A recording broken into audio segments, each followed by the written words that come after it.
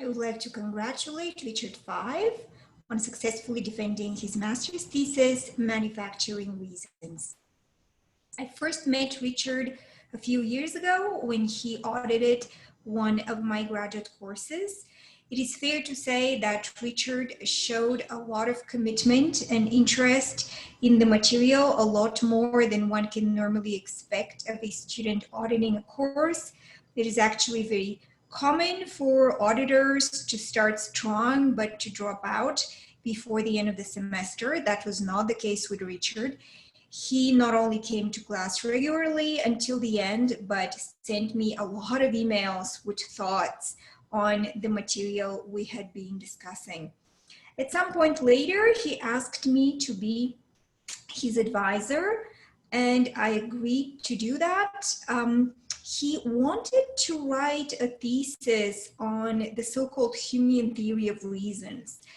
And for the people who are not familiar with this, the Humean theory of reasons is basically this idea that all of our reasons are grounded in desires. So if I have a reason to be kind to you, for example, that's only because I have some motive or some desire to be kind to you. And if there isn't any such thing in my so-called motivational set, then I don't have a reason to be kind to you. Now, Richard wanted to defend kind of a view that's broadly Humean, but is actually quite different from the theory of reasons that I just ascribed to Hume. What Richard wanted to argue is that all reasons are grounded in desires indeed, but they do not have to be the agent's own desires.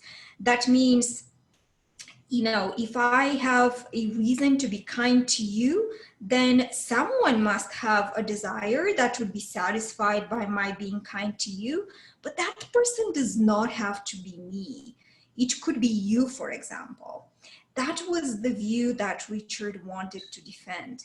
And I want to sort of acknowledge that at first I was doubtful that this idea can be made to work because I did not see it as sufficiently Humean.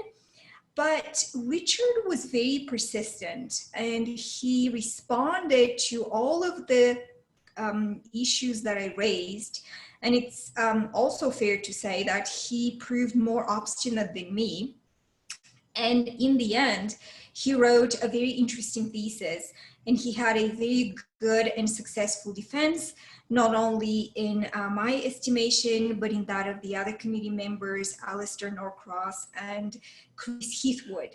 And I'm happy to say that he has been admitted to our PhD program. We congratulate him on that achievement as well.